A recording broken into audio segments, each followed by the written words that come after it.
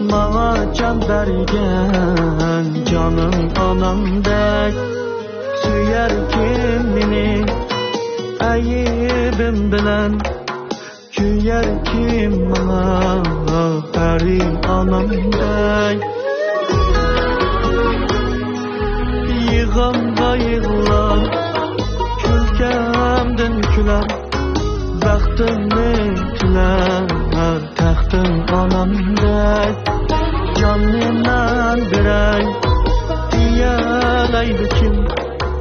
hayatım için peri anamdek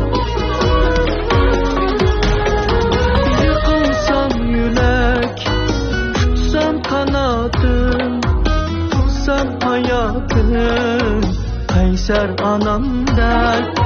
minnetsiz məngüm mehirni berip çok kaçar kim peri anamdek peri anamdek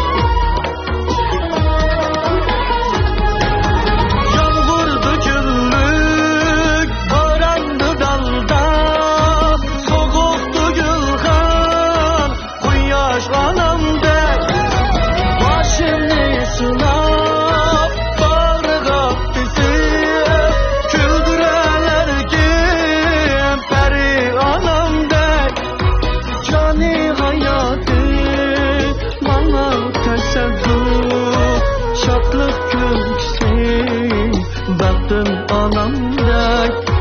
gece hem gündüz kim yargımımın mehribanı şu peri anamdek peri anamdek seni de bir yıl kucakta üşüm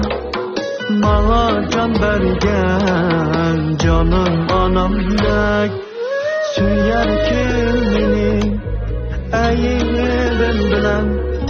küyer kim bana peri anamdek canım anamdek